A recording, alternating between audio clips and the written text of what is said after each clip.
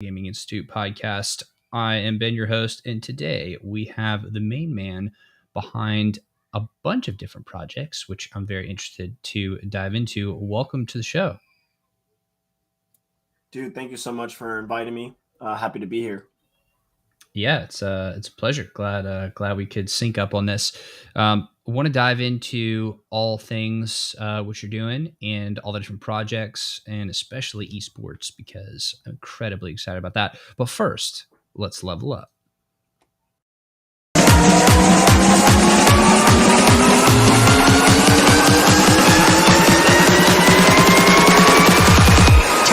Take it to the next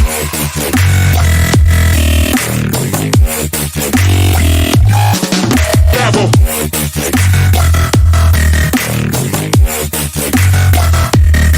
Take it to the next level.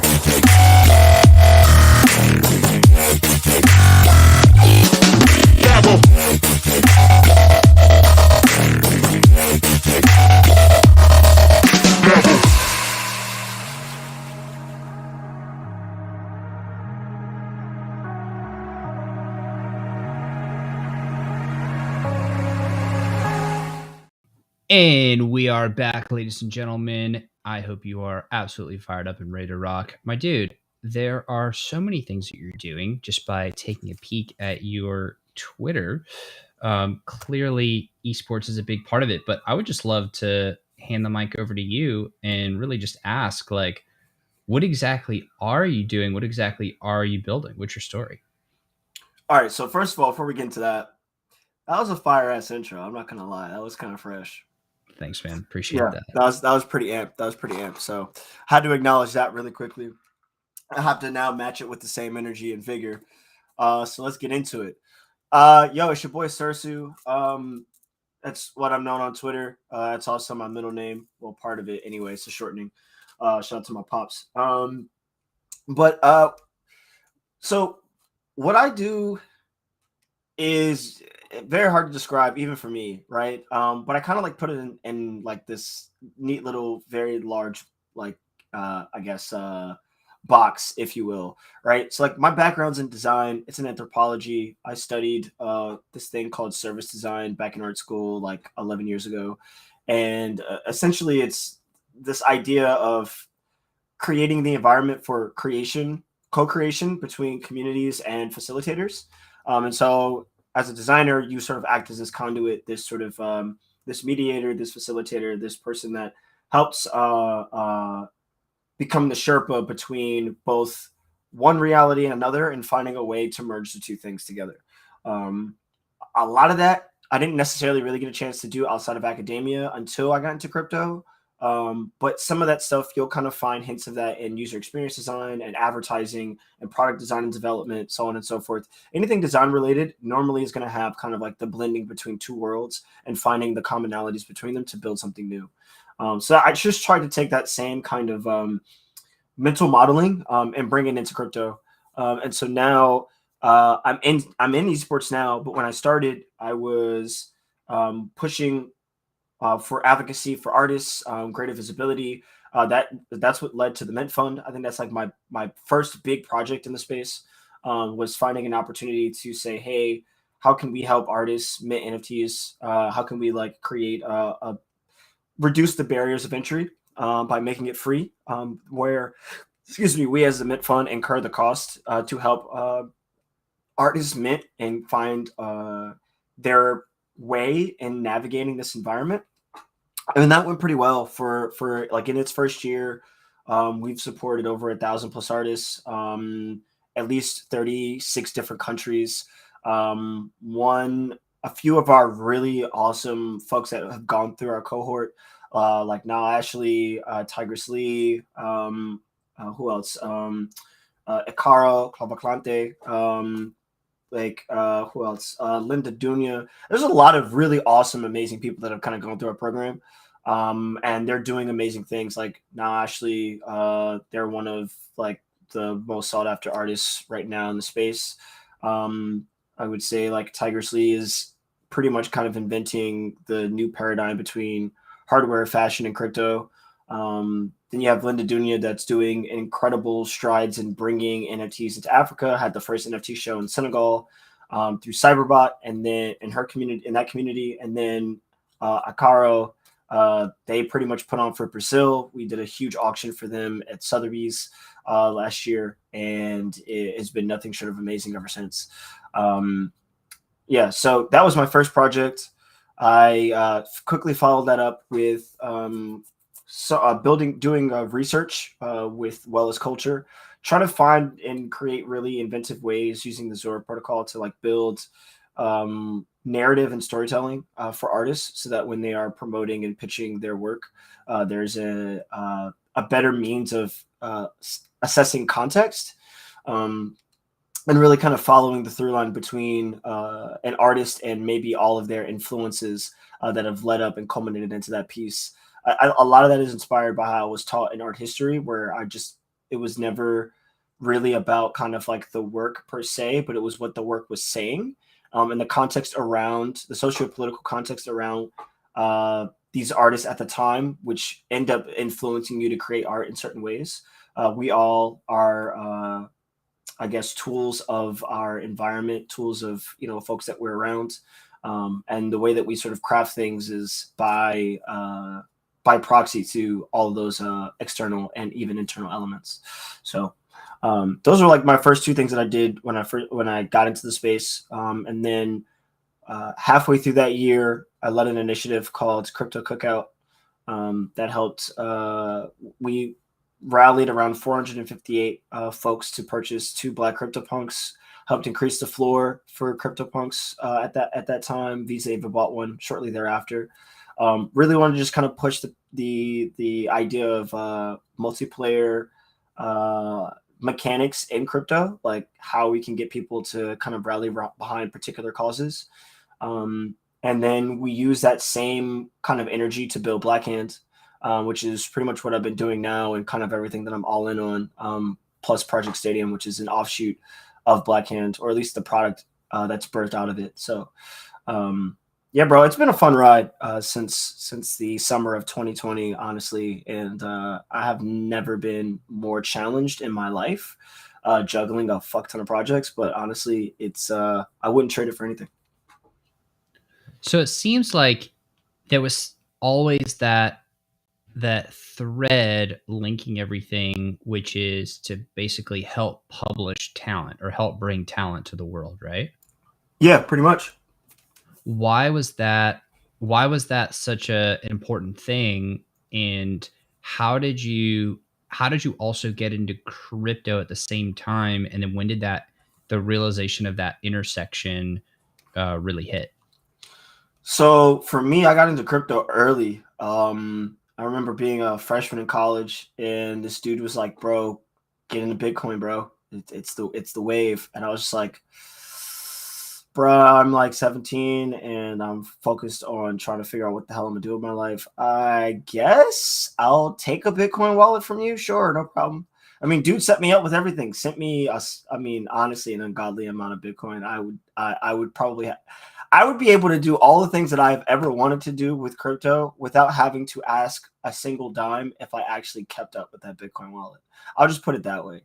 Because it was in one ear and out the other. I knew about it then, just never really fucked around with it. It wasn't until I graduated, I moved to Nashville, Tennessee, and there was this. I was an advisor for the Nashville Entrepreneur Center as a designer. I would help startups figure out like how to use and leverage like user experience design and prototyping to gain funding, and then of course to create MVPs for products, or even just find ways to say, hey, how can I like reach out and recruit really talented designers and engineers if I kind of have like something that is meaty enough for them to kind of like chew into. Anyway, I met this dude who was a blue collar construction worker turned tech guy. And basically he was very disgruntled with how, folks that work in construction, many of the people doing the labor, the contractors, so on and so forth, were being weren't being paid, were being paid poor wages, were being lied to about like how much pay they actually deserve or that they were supposed to get. And they would lie on like the job site and say that they didn't deliver certain materials and stuff like that. So you wanted to find a trustless, permissionless way to prove that workers had been doing their job and to ensure that workers got paid on time. It was like the first time I actually heard about blockchain being leveraged or being used from that point of view.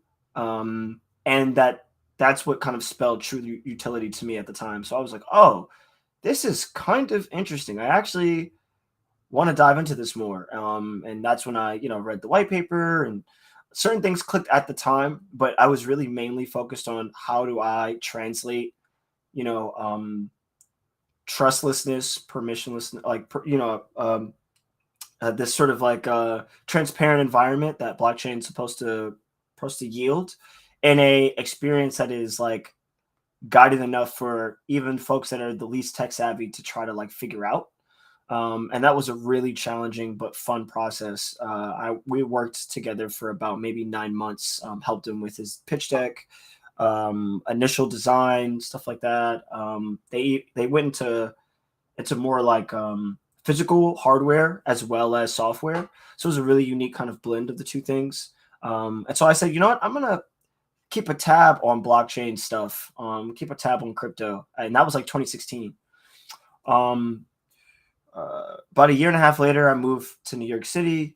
I worked for a startup called Romeo. Was head of design there. It was basically an app for it was like TaskRabbit meets Angie's List, where you could literally book sort of like anybody or any type of hobbyist that wanted to build something out of their career. So it was like super interesting to just kind of see the very nuanced differences between, let's say, like a tutor versus a dog walker versus a handy person, right?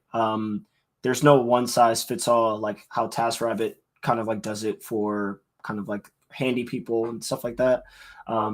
It's a lot more modularity.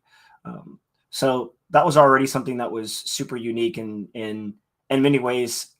I didn't necessarily think about it in the context of crypto, but if we think of crypto as like this sort of this public ledger where data or at least like the contracts and NFTs that interact with them, or NFTs that are contracts and funds, tokens, all these things are all sort of like composable to a certain degree, then the data, your personal data, is always with you, but the context in how the data is provided, shown, served to you, utilized, is where the decentralization from the application perspective kind of comes in. And in a way, when I had approached sort of the Romeo project, I had sort of looked at it from the same context where it's like, there's so many different types of people that can interact with this. We have to make something that's a lot more modular to support it. And so we had this idea where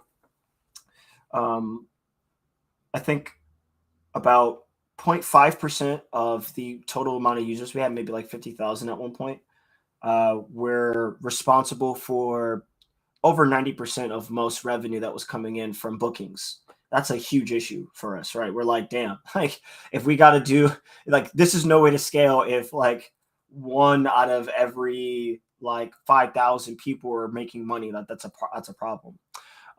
So we had this idea where we took a portion of our service fee that we were already collecting, and we pulled it into a liquidity farm for a token that we were going to push out, and we dispersed this token sort of like in the inverse. Those who used the platform and got the most out of it got the least amount of tokens, and then those that needed a lot of assistance got the largest allocation of tokens. And when we paired it with our service fees that we had collected, we had enough liquidity to kind of help at least like 40% of most of those folks kind of like take better advantage of all the tools that our app provided.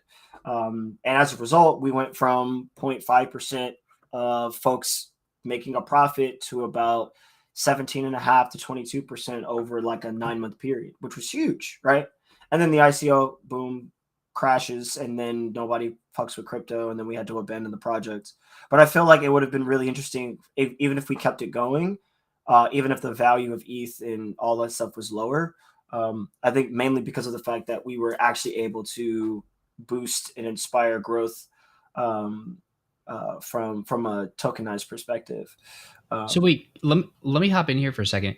Yeah. So it seems like that those are very interesting game mechanics. Can you maybe break down, because moving from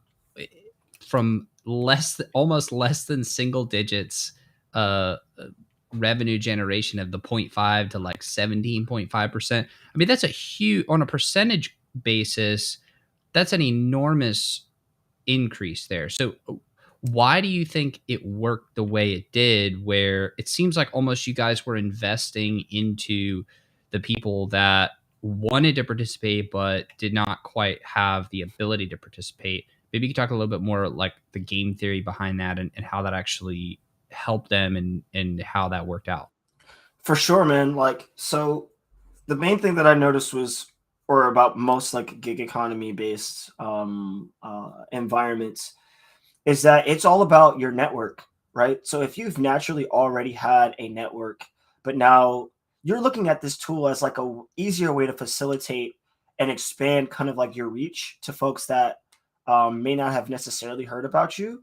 But now there's more visibility to your already increasing brand, right? So that's why like folks that are already very good at these things, like they become power users almost instantly, and they become sought after because folks that build apps like these, they want to attract well-to-do folks because that helps give them legitimacy.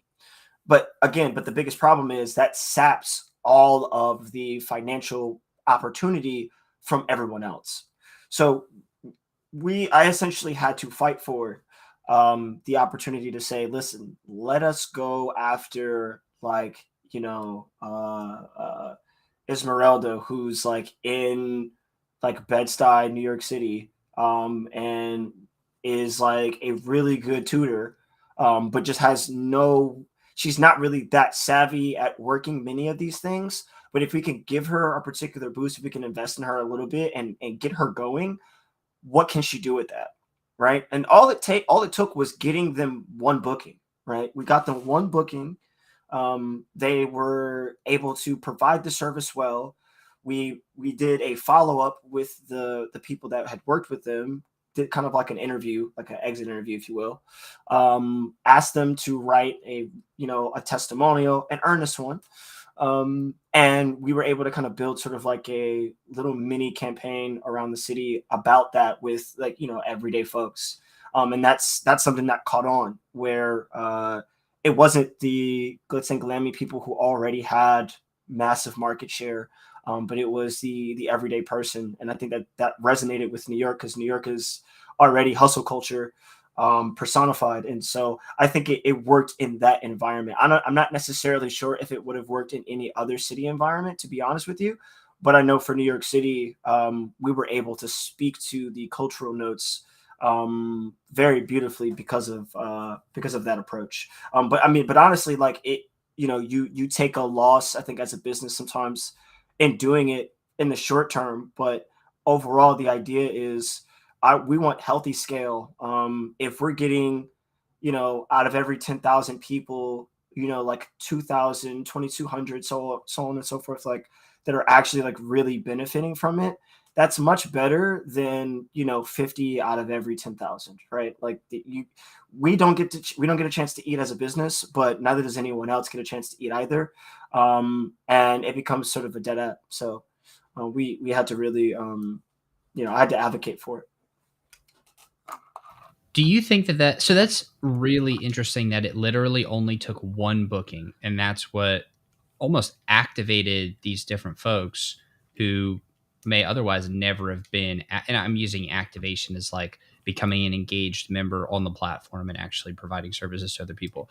Have you seen that in other areas where maybe somebody just needs like that first little push, and then that really changes everything for them? Like does that go above and beyond that one particular example? Yeah, I would say if you look at NFT art in aggregate, it's not necessarily saying that like it has made everyone millionaires, because it is far from the truth. But what we did see was a massive expansion of folks experimenting with the medium, or experimenting with the technology and finding ways to showcase art, in a uniquely different context. And that experimentation has kind of like created the ripple effect in which folks are now building platforms, protocols, and other advanced tooling to help facilitate these very weird and funky edge cases of how people have been interpreting NFTs, as a form of delivering art to the masses. And then I'll also say, like, with Mint Fund, I would say, look, with Akara, like, even though they had a brand in Brazil, being able through the Mint Fund pipeline and just having that first auction, with us, definitely changed everything. That led to the Sotheby's auction, that led to them creating Magma DAO, which is one of the larger Brazilian art outfits in the country. And then they just had a show in Sao Paulo with Refraction DAO, and they're doing a bunch of other amazing things. But I mean, but that's like that's the catalyst, right? Like, sometimes it really just takes that one spark to catch, or that one wick to catch fire, and then now you've got something burning. And again, it's still always up to those individuals to go further with it. But sometimes all you need is the one push, from 0 to 1, and then you can kind of take it from there. Yeah, absolutely. I absolutely love that.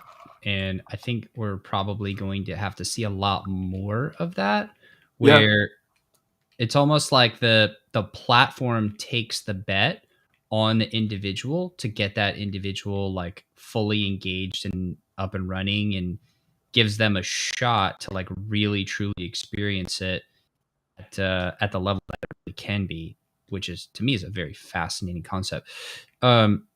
Unless you had any other thoughts on that, I do want to move on and start to touch on the esports side of what you do, because I think Let's that's do it. really interesting as well.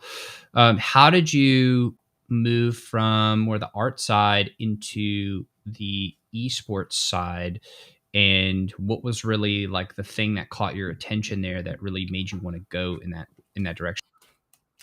I've been a gamer as long as can remember. I think I had a old Star Wars. I don't know how old you are, but like that is, I'm not that old myself anyway. I'm not even I'm 30, but I'm 84. okay. Oh, great, awesome. No, So I'm just kidding. so so in back in like the late 90s, they used to have like these very small, you know, like how vinyl, you have like your 45s and your 33s and stuff like that. Um, Mhm. and so CDs had the same thing. They had like the regular size CD, then they had the really mini CDs, and they had like this really interesting like Star Wars video game it came with a joystick. I think it was like a Rebel Squadron like game on PC. Um, and I was always stuck on this one level where you're trying to like blow up the Death Star. Couldn't get past it for some reason, but I mean, I think I was like maybe 4 or whatever. So obviously, but I was captivated by games since. And so uh, once I hit maybe 11, um, I had already played and competed in chess tournaments as a kid, so I was very competitive from like a definitely like a mental competitor. And card games, TCG games were like my thing. I was obsessed with Pokemon, so I played that. I played Yu-Gi-Oh TCG, and I would find myself at the EB Games and then the GameStop here in Philly competing in tournaments, and just trying to like figure out like how I stack up with other players.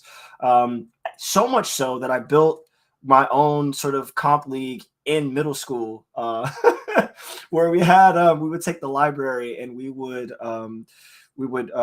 have like a prize pool where we would take some of the money that we had left over from lunch, and we would pool it over the course of maybe like 4 weeks. Like the beginning of the school year, we would kind of like pull it all, and then like right towards holiday break, we would tally how much we put up, and be like, all right, this is the pot. And then between February to to May, we're gonna like play these series of games, and then whoever wins at the end gets like most of the share. So we would be facilitating our own events then. And I didn't necessarily know that was gonna like lead into what I'm doing now, because I never really thought about it in that context. But it's very surreal that I was organizing those types of things at that point in time. I ended up moving to Florida, and then I met most of my co-founders, Blackout and Roval, or Chris and Alex, respectively.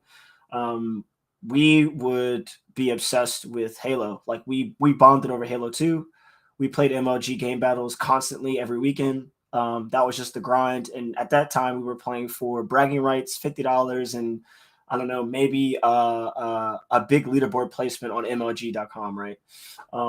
It was definitely nothing as massive as it is now. I think the best I'd ever gotten was Black Ops 1 had come out. I was going stupid with a FAMAS on one map. I think it was the launch site map. I forget what it's called, but it had like a shuttle or something in the middle, or a missile in the middle, or anything, something like that. Anyway, I got recruited by like this small group of kids. I forget what their team name was. They ended up going pro at some point, but this is when they were all semi-pro, and so I had practiced with them for maybe about 6 to 8 months. We competed in a lot of different things. Actually, did pretty well. And then I ended up moving, and a bunch of other stuff got in the way of things. But honestly, I was like that. That was like, oh wow, okay, this is interesting.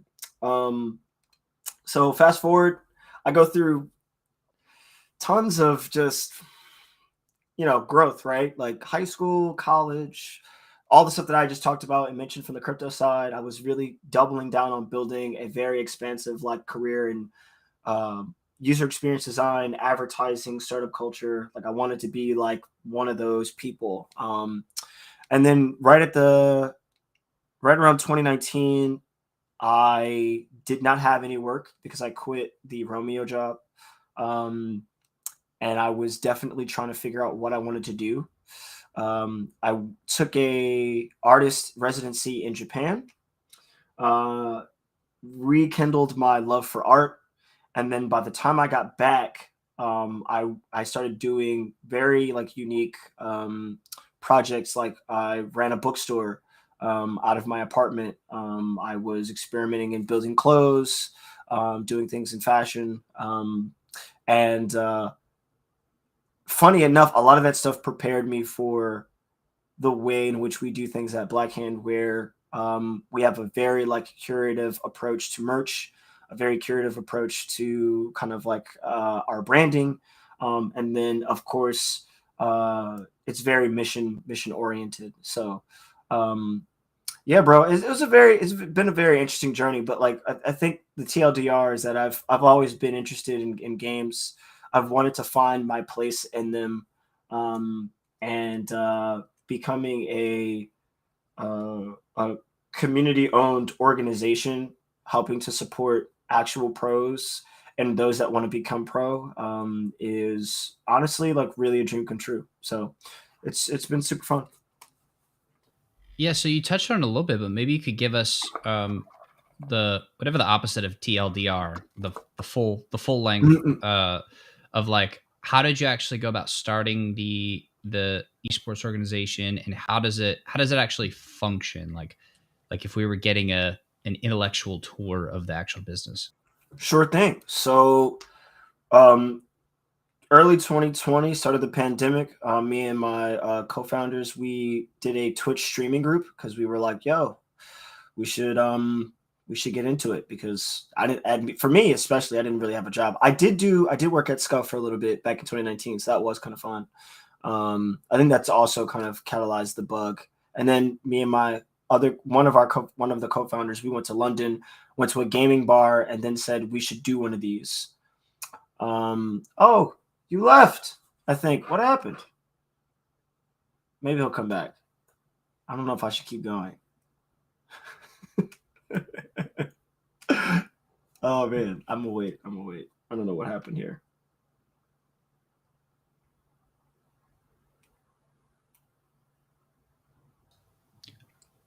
All Are right, you I think back? I cut out for a second. Yep. Last Yeah, thing I yeah. heard was went to a gaming bar. Got you. Yeah, yeah. I stopped from there because I saw you disappear and I was like, whoa. Yeah, so we went to a gaming bar in it wasn't Shoreditch, was it? I think it was actually. Anyway, and we said to ourselves, we should do one of these.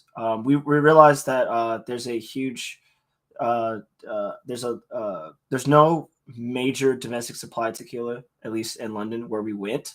So we were like, oh, we got to change this. We need a tequila bar with gaming. Anyway, um, so we built this streaming group in 2020. We built a really nice following, and honestly, we built a following because our branding was so fresh at the time. People were like, "Dude, who made your overlays?" And we were like, "We did." And they were like, "How'd you do that?" So that became like our way for community bridging, where folks just were like, "Yo, like their overlays are so dope. I want to know how to do that," and so they would follow us because I provided a lot of that design knowledge. Blackout and Roval provided a lot of amazing gameplay, and then ATM did a lot of like really unique, streaming between like reading manhwas or watching anime. And then the four of us would kind of like collectively play games together and do like a group stream type thing. So that was a way for us to build an audience. At the time, there were a lot of folks on Twitch that were very disgruntled with how Twitch was kind of handling racism, sexism, and a bunch of other different stuff that was going on platform. So people were doing some boycotting. And at that point, we took a look and saying, like, how can we sort of still support our audience when we identify with a lot of the different issues that these folks are raising, and like we want to act in solidarity, but what can we do that's different? And at the same time, I got into sort of like the new wave of NFTs that summer of 2020. And with the work with Mint Fund and kind of some of the initial thought processes, because I was one of the C Club cohorts at the time, I think it was the second one. A lot of that early knowledge helped me kind of frame how we could take Black Hand as a streaming entity into an esports entity. And we wrote an essay last July, and then August we ran a crowdfund, and we smashed our goal 10x. We had no idea we were gonna like raise $1 million in 24 hours. It was kind of, I was thinking I was prepared to have a whole campaign ready for 2 weeks. We were only asking for maybe I think 200K. And it was like, okay, we might take us 2 weeks. It might take us 2 months to get there, but you know what? It's fine. We're gonna grind it out. And folks were like, nah, we're gonna full send this in a day. And I was just like, this is kind of unreal. So we quickly got to work, and we said, okay, in order for this thing to work, we need to do a couple of different things. First is we got to define like what ownership means for folks that are a part of Black Hand, right? Like, and so for us, that meant that community members that bought into our token or bought into our NFTs, like they have obviously like access to how we do everything, right? We're building a wiki on Notion right now that literally has our entire process from start to finish, like how we started, all of our initial documents, our early contracts that we formed with players, how we've assessed salary, how we've assessed scouting and recruitment for players and other teams, and regions that we were looking into, kind of like pros and cons. What we really wanted to do was to build Black Hand as an open canvas for folks that wanted to be involved in esports to find their footing and discover what they liked about the space, and then contribute to it in that way as much as they can or as best as they can. And by making a lot of what we do open, of course, it obviously like gives greater insight for other organizations too that are looking to do something like this, or at least to just kind of figure out the cost of doing business, to really realize like how fucking hard this shit actually is. It's one thing to say, yeah, I'm gonna go on Twitter and start a brand and go on Fiverr, get a logo, and be like, oh, I'm a esports entity, but it's much more involved. the opportunities for marketing and influence are massive, but that comes with a cost, a huge, steep financial cost. And I think folks are starting to realize with like Moist Critical coming out recently talking about how he has 6-figure losses every month on Moist Esports, right? Helps put things in perspective. How you look at brands like 100 Thieves, Team Liquid, TSM, so on and so forth, that are operating at 15 to 20 to 30, sometimes even $40 million losses a year, right? It's not saying that they don't make money, but it is saying that these businesses are not fundamentally sustainable yet, for a lot of different reasons. And so our goal has been to try to discover how we can build a sustainable esports business and sustainable esports practice. That's kind of like been like that's why we believed in Web3, and that's why we believe that the idea of sort of like an open permissionless market through our token, the opportunities related to NFT drops and the composability around what these NFTs can particularly represent, or what other communities we can cross-pollinate into, the idea of having some of this data open for other communities to look into, peer into, and find ways to build tools that might even help us, or tools that help them that by proxy we're able to take full advantage of as well. And then obviously we believe in Web3 games like Parallel, like Wildcard. And our goal is to bring more players into this environment to discover how cool this space really is, even though it might be really foreign to them. I think a lot of people in this space are really only focused on like building the games, but we also have to have communities that are focused on rallying and building and bridging the gap for players. Because obviously, if we don't have a strong player base and we don't have games thinking about accessibility and true community, then you're only going to have these small sample set investors that are very interested in proliferating a game, but to play the game, you need to cough up a lot of money. And gamers don't have that. They can earn it, but you need to create an equitable ecosystem in which earning is fair and just in order for them to buy into it.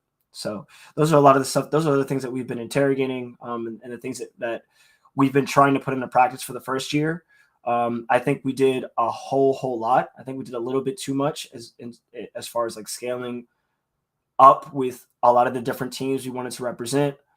Year 2, we're taking a different approach. We're kind of like scaling down on some of the teams that we're going to represent as Blackhand, but focus a lot more on Project Stadium, which enables us to create better reach and cultivate the larger broad stroke of talent across all esports realms, and provide them with a more equitable system to compete and prove their skill, which then helps us because obviously it becomes a moat for talent acquisition on our end. But ultimately, it becomes a much more transparent process for other organizations to look into.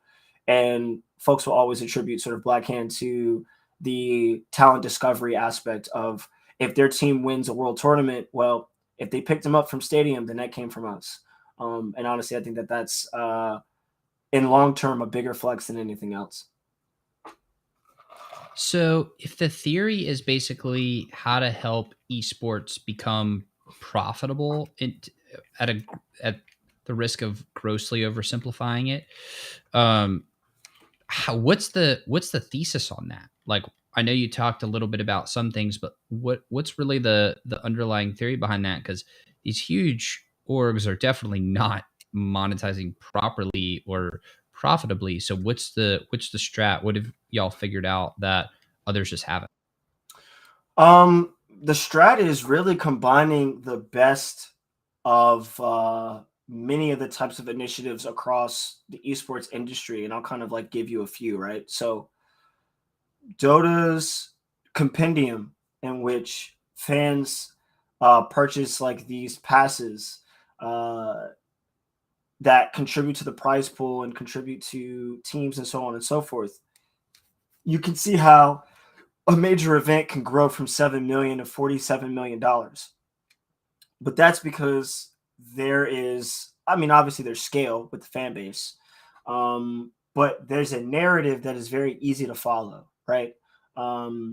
and I think the fundamental shift starts from the narrative of what you're trying to achieve and why, and then obviously after that is the tools to help support it, right? And so if our goal is to build a much more sustainable ecosystem for esports, then the tools have to kind of like complement that, right? And what we don't see is we don't see platforms in which tournaments that are being run or held pay out in sustainable, pay out in efficient and meaningful ways. So for instance, I can tell you with Blackhand right now, right? Like most of the tournament earnings that we've won throughout the summer, we're not going to get to the end of the year. But that's an issue, right? If you're a small org like ours, or even smaller org with no funding, if you have an opportunity for players to go overseas, for example, to play, but they're not going to cover the cost, or the cost is covered, but it's in the form of a reimbursement that happens 30 days after the event, you still have to come up with the funds to make that happen.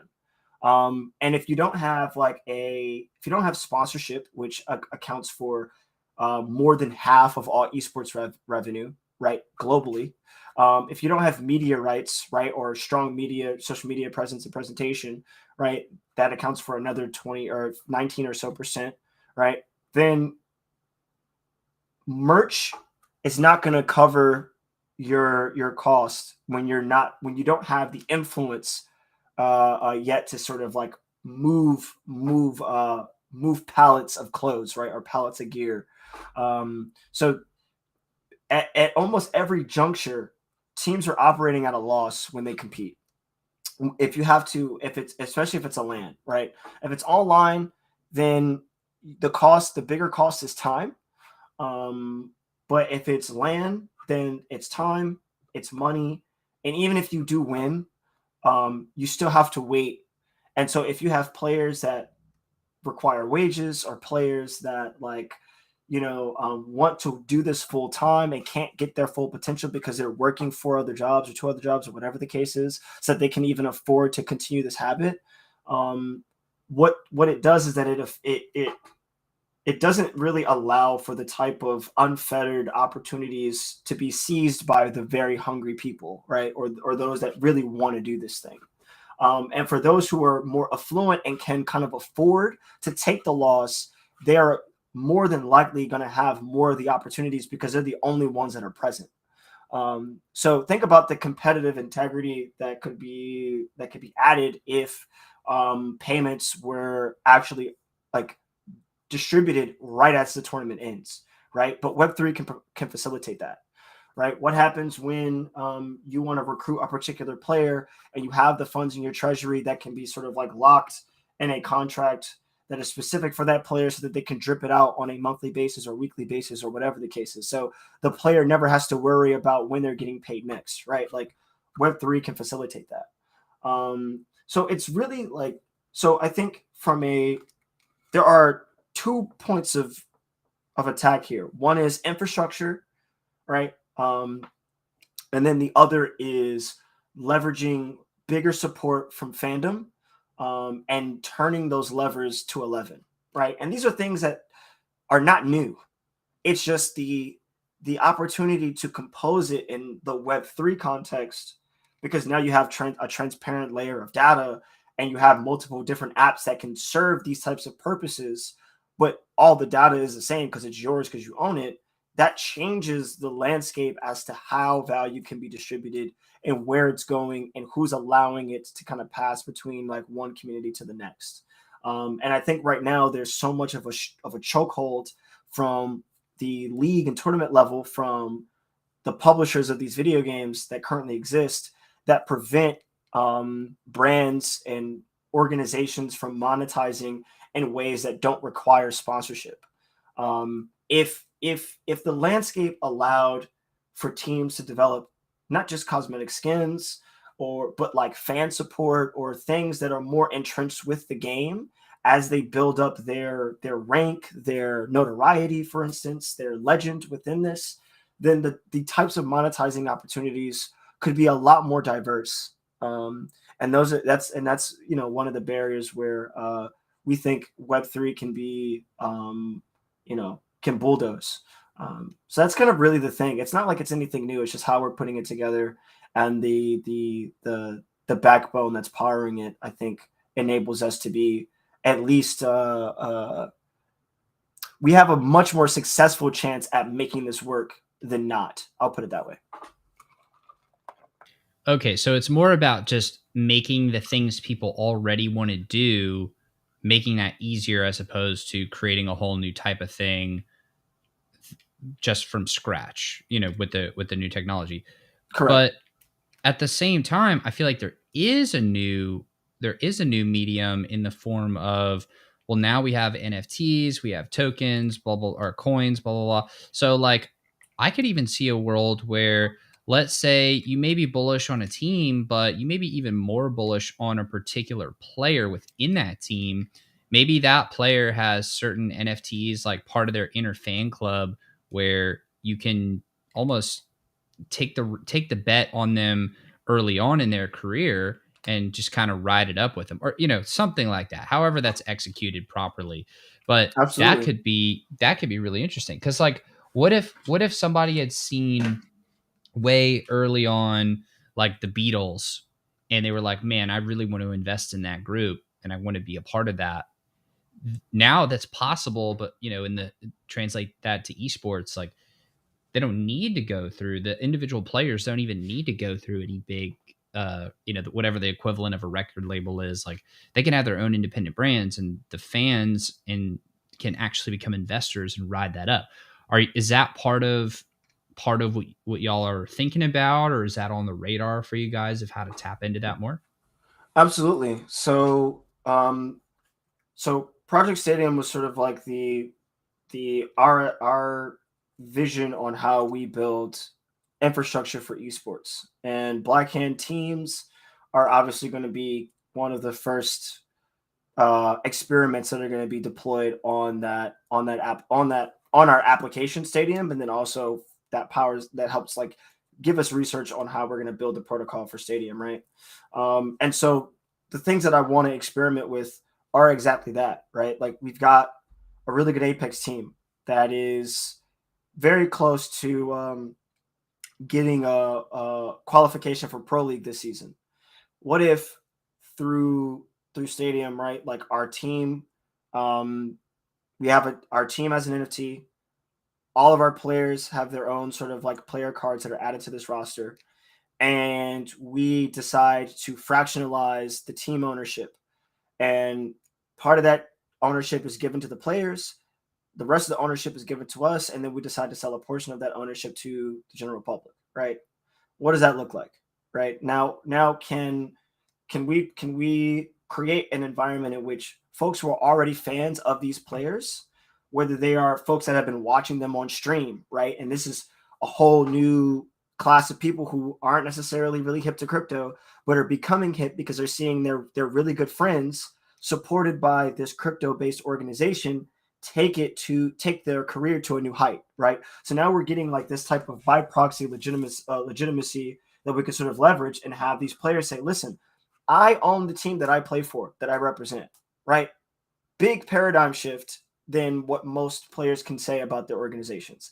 I could probably list maybe 3 off the top of my head that actually own some part of the organization. That's Tim the Tatman with Complexity. I believe it's Complexity or Luminosity. No, I think it's Complexity. There's Faker with SKT1. And then there's one other player, I forget their name, but they own, I think, a fraction of a percent of some other company, right? Like, that's it. Not many, not much. It's not really that it's folks are trying to like figure out how to do it now, but it's a new thing. So that already in and of itself is nuts, right? Where the players are like, look, like, not only do I get a chance to bet on myself, and I have this sponsorship by this organization, but all of you guys that have supported me, you now have an opportunity to bet big on me. And by hitting this milestone of going pro, by hitting this milestone of winning tournaments, blah, blah, blah, whatever, you also now get the benefit of that. And not just saying, oh, I remember when I saw one of our players' names is Shuby. I remember when I saw him playing when he was like 15, and like it's so crazy to see him blow up. It's like, yo, I've been a fan of his forever. And like, this didn't have to happen, but because I supported him early, like I'm walking home with a crazy bag right now. That's unreal, right?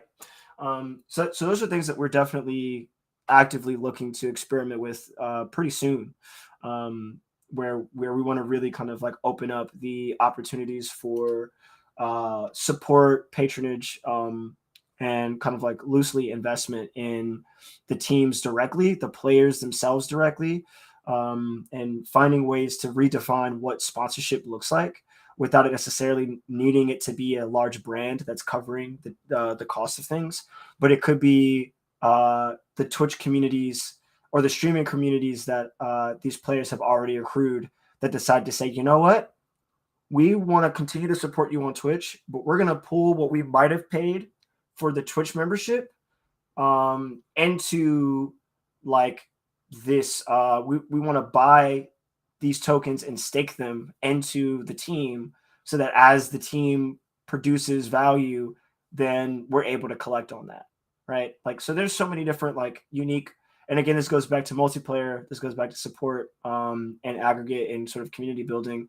That's always been sort of like this through line that I've been a part of for a while. So I always want to find ways to bring it back to that. And you know, again, I think it's all about the creating the right facilitation process for that to matter. And so that's what we're hoping Stadium is designed to do.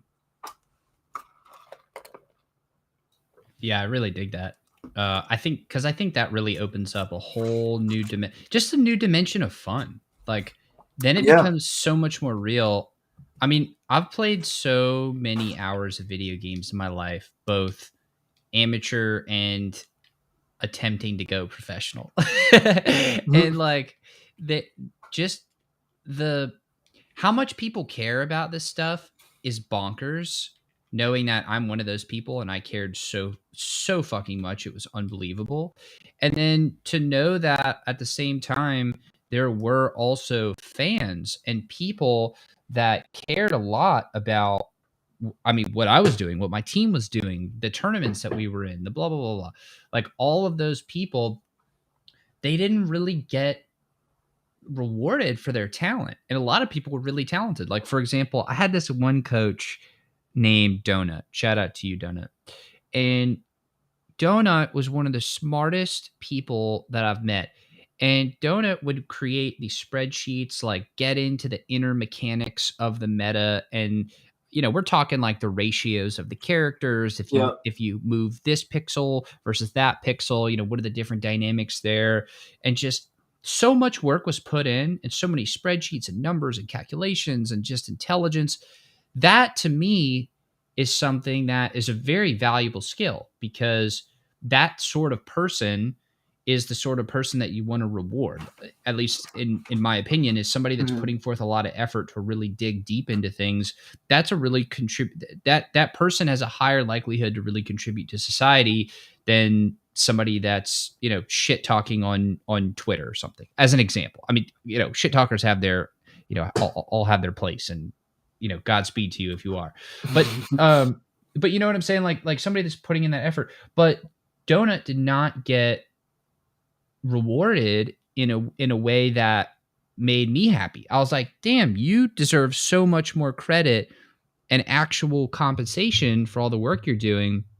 I really think this could be an absolute game changer, because there are a ton of unsung heroes that it's their time. I mean, their time is here, and this is the technology. Like, to me, that is one of, if not the most exciting thing, is seeing people get what they really deserve by being able to actually participate in things and get rewarded financially from doing things that they actually love, which is participating in the gaming space. Right. Yeah, I mean, I'm gonna just let that breathe for a second, because I think that's a bar. Right on. Well, I know that we only have a couple of minutes left here, and it feels like the time. I feel like we could chat on this forever. Clearly, you're passionate about it too. But yeah, I just kind of want to open the floor and just see what other closing thoughts you have. Maybe it would be helpful to kind of scope out a bit, and maybe we could talk more grandly about where esports is really going, where Web3, crypto gaming, the metaverse, like where's all that going in your eyes, and what's really your vision for the future? With the caveat of, if there's something else that you think we should close on that's more important than that, by all means, take it where you want to take it here. Word. So esports is still one of the fastest growing entertainment spaces, media spaces, like right now. It's the hottest commodity for influence building, quote unquote culture building and manifestation. And a lot of rich old people are parking a fuck ton of money into it. So I know for a fact folks are long esports. The problem, I think, is that there are folks that are trying to figure out like how to. There are the folks that think saving esports is about standardizing how everything works in esports. I don't necessarily believe that that's true. I think it's embracing the very chaotic nature of how games come and go, how games are developed, who's responsible for kind of like the cultivation of a particular competitive scene, right?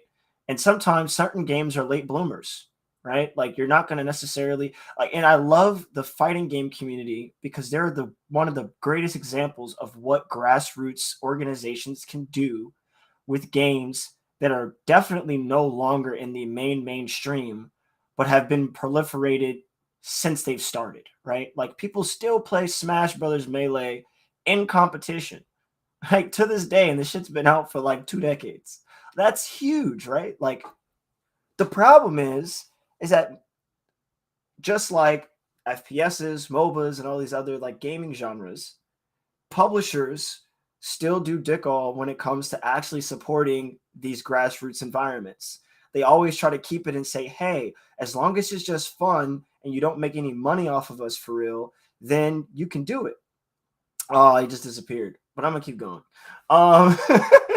So it's like it's wild how you've got these really unique communities that are you got these really unique communities that are proliferating really awesome games that have now become cult classics, games that like took a while for people to kind of like catch on to, like Lethal League, for instance. And there's a massive following, right? Like you could build an incredible competitive scene with 100,000 people. You could build an insane like competitive scene with 1,000,000 people, right? But honestly, you don't even need 100,000 for a competitive scene to be viable.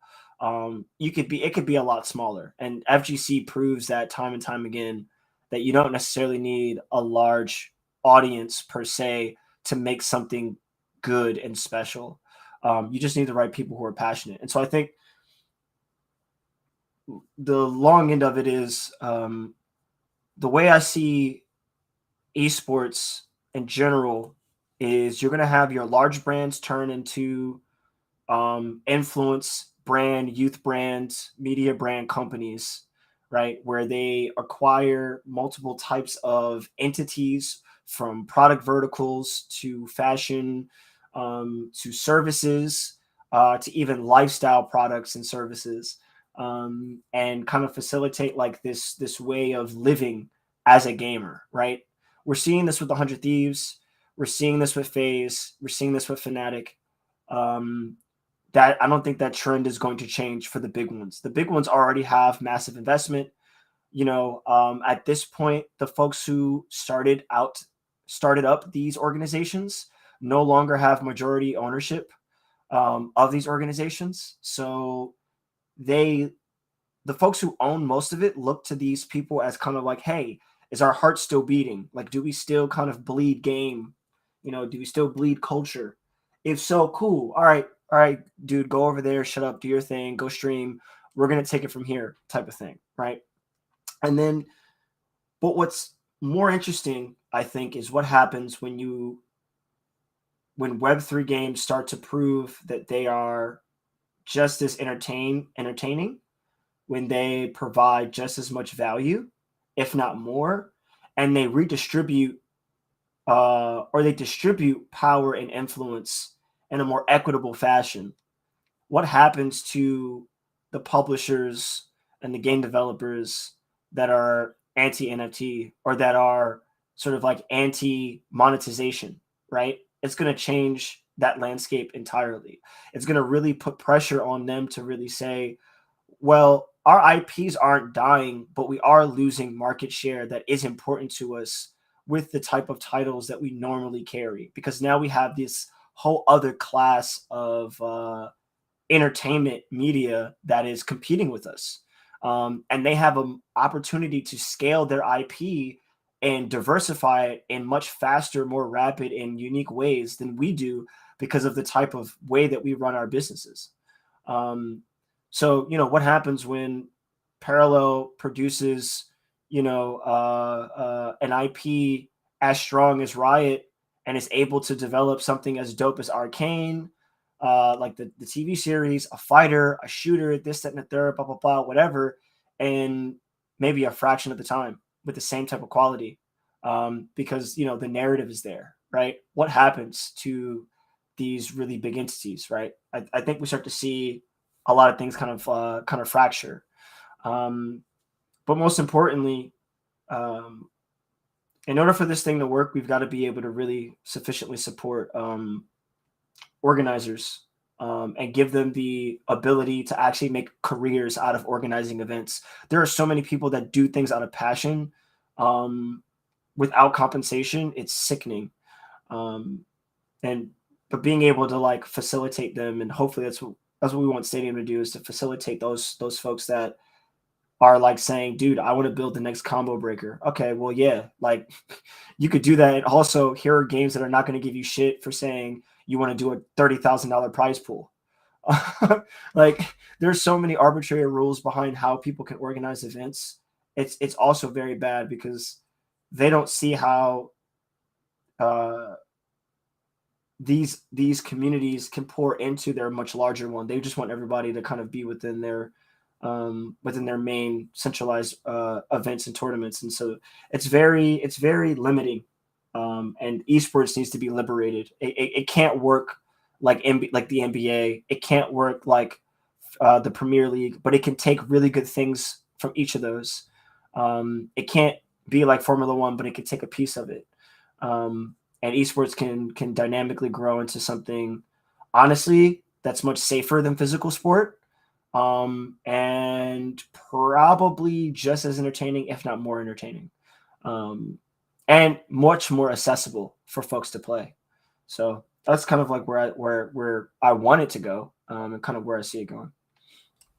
I actually want to. I know some of those questions were rhetoric, like what happens when this group does something that's at the level of Riot Games, and then they also have all this Web3 technology enabled.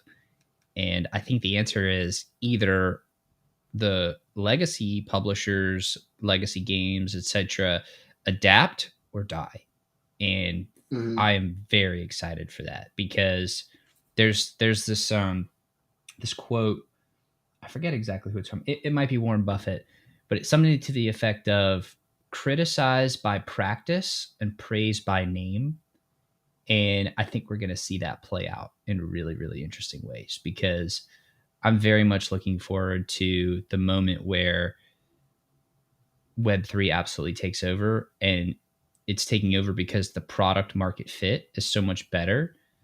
The customer, whether it be the gamer or the esports team or the streaming platform or the end consumer, whoever it is just suited so much better by the new technology. I'm so excited for that moment when the scales start to tip towards the Web3 side, because I think it's just going to make the world a lot better place. Yeah, I totally agree. And we've got a lot of really cool things I want to announce very soon about kind of like how we're moving into it. So very excited to try to be one of those groups that helps put flags up, put banners, and say, you know, Web3 is sophisticated. It's amazing. It's awesome. It's here to stay, and to put faith in us. You know, so. I love it. Well, I know we're way over time, so I want to appreciate. I do appreciate, and I want to just say thank you and show my appreciation to you for all the time that you have shared thus far. Thank you very much for everything. Dude, I appreciate you so much for this. This is really fun. Anytime I get a chance to talk about like esports, it gets my gears going because it's just super fun, man. But yeah, love it. Appreciate it. Thank you.